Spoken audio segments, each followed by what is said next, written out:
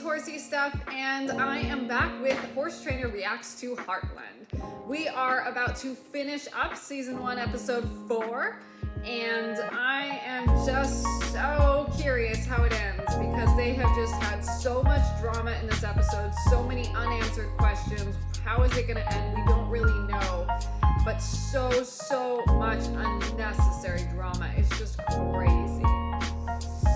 So if you guys could go ahead and hit that like button and subscribe for future videos, that would help me out a ton. And let's go ahead and jump on in and see how this episode ends. Hopefully they wrap some things up so that we don't have so many unanswered questions waiting for us in episode 5. Alright, so this is the first time I've seen Ben actually do proper horse care. I'm really glad to see that. After a horse gets loose and runs through the woods, you just don't know what kind of strain it's taken. Wrapping its legs is a great precaution as a way of just supporting the legs in case the horse strains something or there's any swelling or just excessive wear and tear on the horse's legs. Because again, it wasn't a controlled setting. You have no idea how hard he ran, what he got into, what he could have done. Wrapping legs does help support the horse and could be very helpful depending on how much strain there actually was. And it's not going to do any harm if the horse doesn't need it for any reason. It looks good. It's not my fault. That's good that Amy seems okay so far, that they've run some basic tests and nothing seems overly wrong. The big thing you would worry about in this situation is internal bleeding, especially in the head. That can be absolutely fatal, and you don't always notice right away that there is internal bleeding. So definitely, if you are in a situation like this, go to the hospital, get checked out, make sure you don't have internal bleeding, because your brain will slowly swell and can just kill you, and it kind of sneaks up on you. You don't know that your head is bleeding until it's like too late. I'm not surprised Ty is blaming Ben for this accident. You know, Ty already doesn't like Ben, thinks that Ben is basically causing trouble. However, that being said, I don't think this is Ben's fault at all. To me, you know, Ben came off his horse. Like, yeah, was that preventable? Absolutely. But Amy coming off wasn't his fault. They went to look for the horse. Amy should have known better. She shouldn't have come off. None of what unfolded after Amy found Bread was Ben's fault. Obviously, had Bread not been out in the woods, she wouldn't have been out there, so she wouldn't have been in that situation. But she put herself in a dangerous situation, and unfortunately it didn't work out for her. Ben didn't tell her you need to pony Red back through the water. You know, she could have easily gotten off and walked Red back, which would have been so much safer, and then we would have avoided all of these issues. Then maybe you should treat him like he is. Alright, so a lot going on in this conversation. I think Ben acting like Ty doesn't know horses and doesn't know enough to judge his training. I don't think that's very fair. While Ty doesn't know horses, he does get to see examples of good horsemanship on a daily basis, so he can understand that the way Ben rides is not the way that a horse should be ridden and trained and treated. So I think that's a perfectly fair thing for Ty to think, that Ben is abusive to his horse. Now, Ben is also saying, I care a lot about my horse, and Ty responds with, you should treat him that way if you do. Absolutely. I know that Ben cares a lot about his horse. It's all he has left. However, he treats his horse really poorly. He takes out his anger on his horse, and he definitely has anger issues. So it is not fair to his horse that he is treating him this way. And I think it's probably something Ben isn't even aware he does.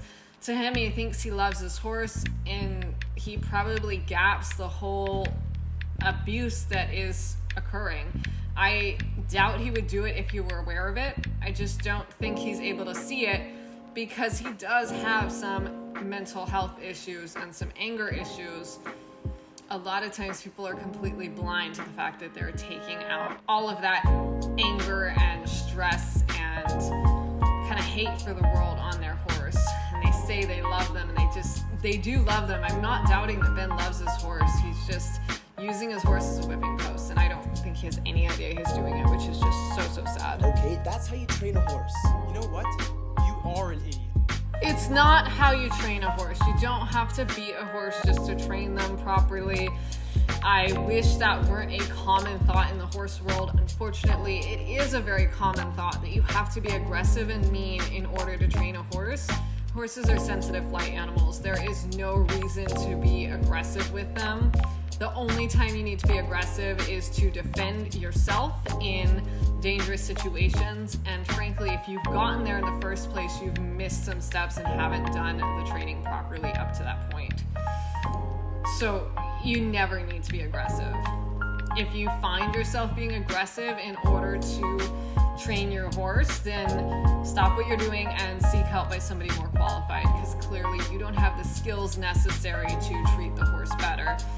And I'm not saying that, you want to be aggressive. I don't think anyone actually wants to be aggressive with horses. I am saying there's always a better way. Seek help, find qualified trainers that have better, different solutions, and you can avoid being aggressive. It is never necessary. It is never the right answer, even though it's one that the horse world has accepted and says is fine all the time. You got some personal issues you gotta work out with your horse? Exactly it. He does have personal issues and he's taking them out on the horse. And I'm hoping that Ben hears that and kind of does a double take, because I don't think he thinks of it that way at all, even though from an outsider's perspective, it's absolutely what's happening. I'm glad to see Amy is out of the hospital and seems to be all fine. That's really a relief, because I was worried something could be seriously wrong with her, especially not wearing a helmet and falling on those rocks. It's just a dangerous situation and so unnecessary. When did Spartan get here? Dad brought him back. That's really great that Tim brought Spartan back, even though they did just leave him in the water soaking wet. I'm not shocked he brought him back, though. They had taken Amy in the truck, so Spartan was just left there. It's the only thing he really could do, because at that point he couldn't do anything for Amy anymore. So the least he could do to help the situation was bring the horse back and make sure the horse got back safe, sound, and untacked and put away and whatnot. So glad he did that. Not particularly shocked he did that, because he is a horseman and it's Amy's horse, and Amy's his daughter that he loves very much, even though he has no relationship with her. He's been working at the Big River Ranch.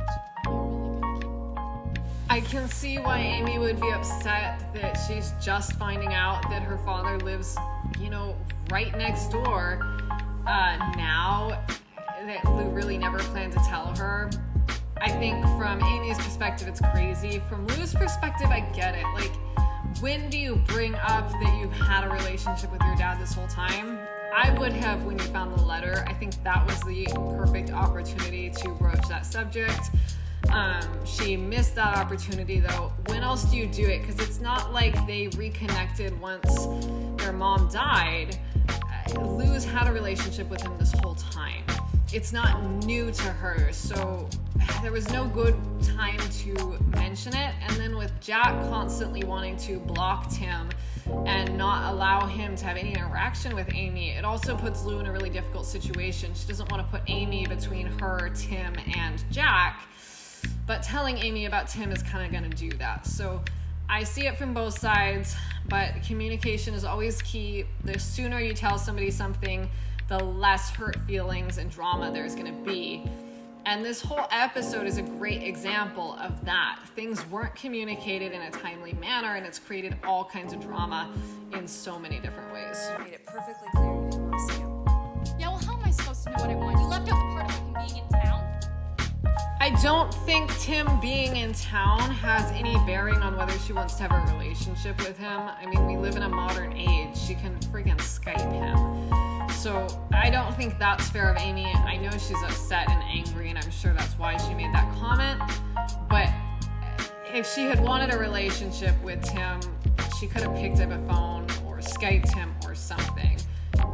There's no reason she needed to know he was in town so that she could meet him in person.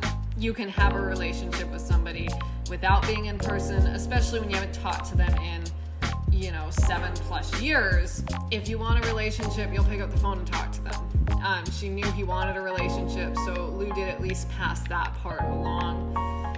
I think because she didn't know Tim was close, Amy kind of put it off. Oh, I don't need to worry about this now. I don't need to think about this now. And she's feeling like she should have known he was close so that she would put it more as a priority. But I don't think that changes anything. And in fact, if she chose to have a relationship with him purely because he's close, that would bother me a lot. So I think this is very unfair situation she's putting Lou in. Lou's not the only one left out for details.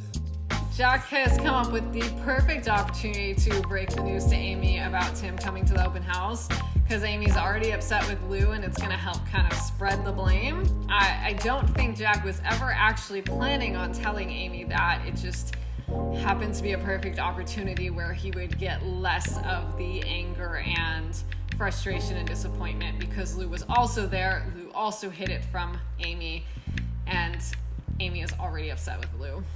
But communication is really a problem in this family, and I'm hoping they start to realize that through this episode, that if they communicated, things would be way better and way easier for everyone. This lack of communication just creates so much unnecessary anger and fighting. It's not exactly the first time. After I got out of the hospital, he was taking all the pills. Alright, so I'm glad we finally get to learn what happened, why Jack is so dead set against Tim being part of their lives. Just slipped in there that Tim's been trying to come back and show up for years now. I really think that Lou especially deserves to know that. She is a full-grown adult. Amy is a little bit dicier because, like, when was the right time to tell her? Obviously, when she was a young child, that wasn't the right time. But we're, like, way past the right time on both of them, in my opinion. Words were said, words I didn't think you girls should ever hear. So she was glad to see you. Alright, so honestly, that whole situation was not as bad as I thought. Tim was never aggressive, abusive, a danger to the family. You know, he had this accident, got kind of hooked on drugs and alcohol. I'm not saying it's an excusable thing. It's certainly a bad thing, but it's not super uncommon. And the fact that he just, said things he probably shouldn't, but wasn't actually abusive, I don't think that warrants being angry at him for this long. I can see why getting him out of the house away from the young children was a good idea while he got his life together and recovered. But I think he has gotten his life together. He has recovered. He's no longer an alcoholic or a druggie. He seems like a very responsible man at this point. And he didn't do anything completely unforgivable. I was expecting, he was getting aggressive, violent. I expected he was like a true danger to the family based on how much resentment there is. I think considering everything, he was actually a really kind man, and he deserves to be forgiven. He messed up. He got into alcohol. And you know what? He knew that. He moved past it, and then he tried to come back when she'd sorted his life out and gotten on a good path. And I think there's actually a lot to look up to about somebody like that. It's really tough to get over alcohol like that. And, he did it for his family, and then they told him he could never come back. It doesn't seem fair. I am taking Tim's side on this. I think Jack was really unfair to him and is still being unfair to him, and it's really time he lets it go. She couldn't get herself to trust him. I could see how it could be tough to get back in a relationship with somebody after all that happens. I can see why Miriam didn't want him back, but I don't think it's a good enough reason to not let him have a relationship with his kids. Just because you don't want to have a relationship with him anymore doesn't mean he can't visit the kids and be part of their lives for everyone's sake. I mean, it's not just about Tim, it's also about his children that grew up without him unnecessarily. He broke one of them girls' heart. And I get why Jack is so upset about him for breaking Miriam's heart, but I mean, come on, grow up now. You should know this is silly and foolish. Like, come on now. I was trying. Just trying to protect you. I think there was a time when not telling them probably was the right thing. It's just so far past the right time. And I get, like, when do you have that conversation? When do you bring it up? That is really a tough thing to do.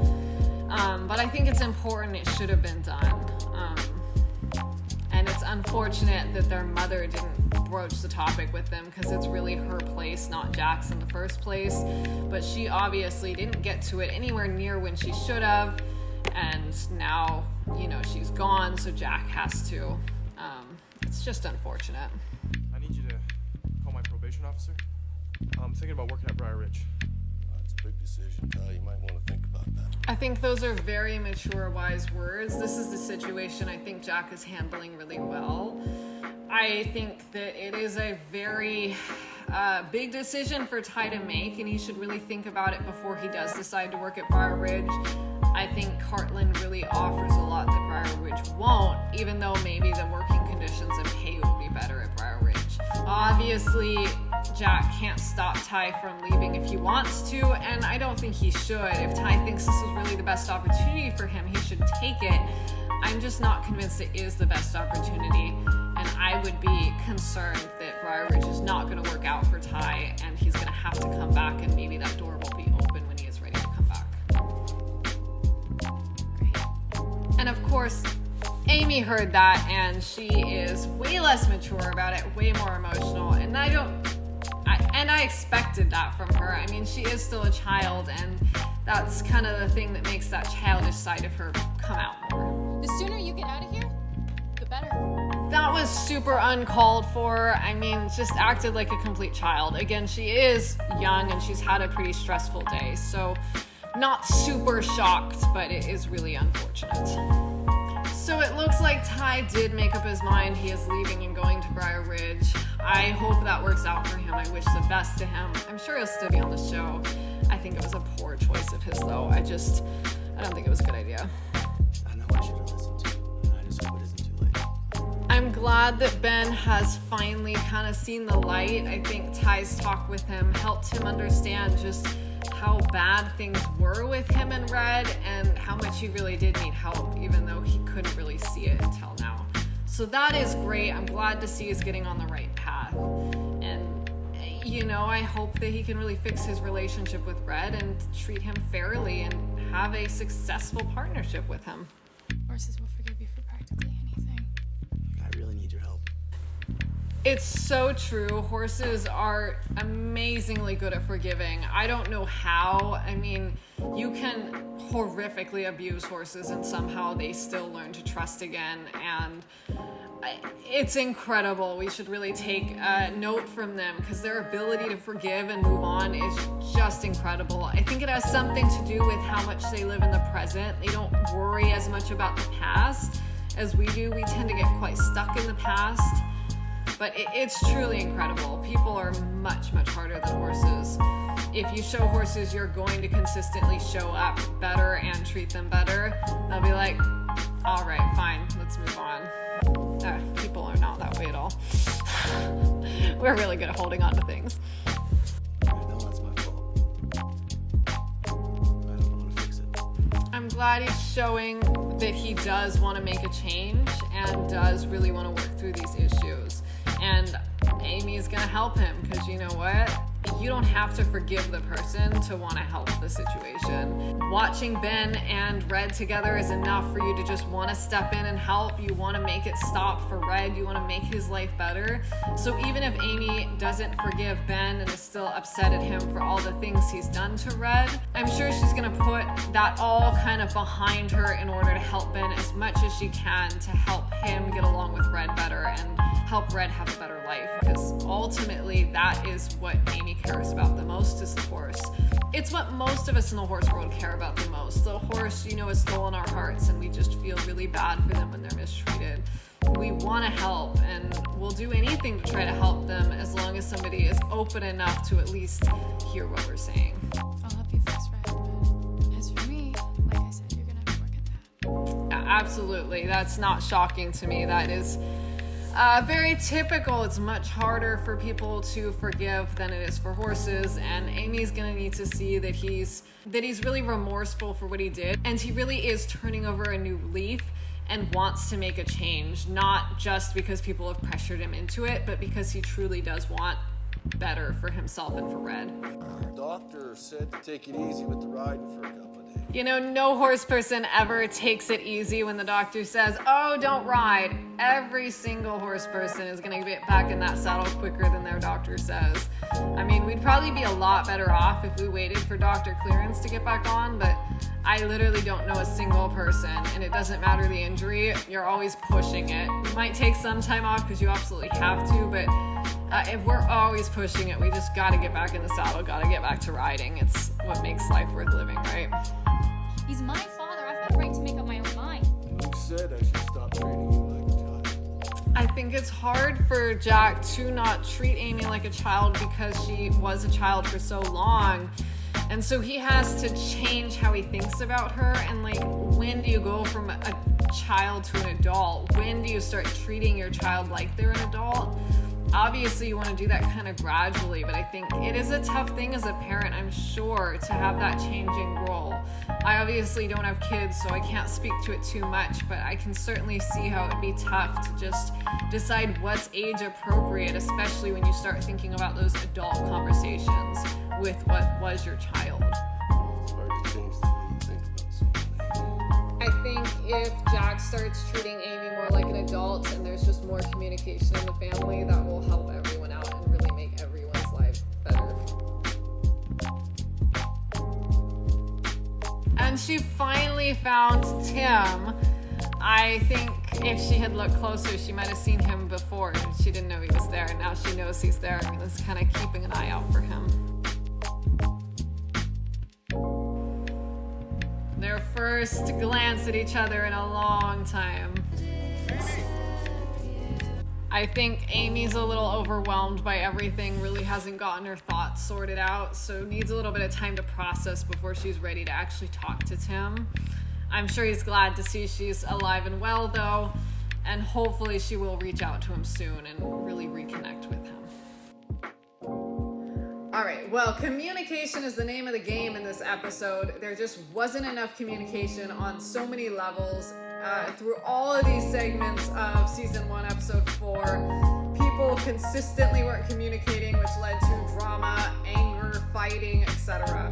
So hopefully there is better communication in the future, and I'm hoping that Amy starts to reconnect with Tim and gets to know him and gives him a chance, because I really don't think he deserved the treatment he's gotten from Jack, namely.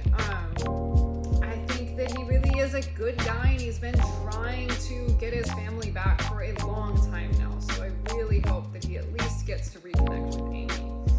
And moving forward, I hope everyone realizes just how much communication can make everything better. I hope you guys have a wonderful rest of your day, and I will see you all tomorrow. Bye.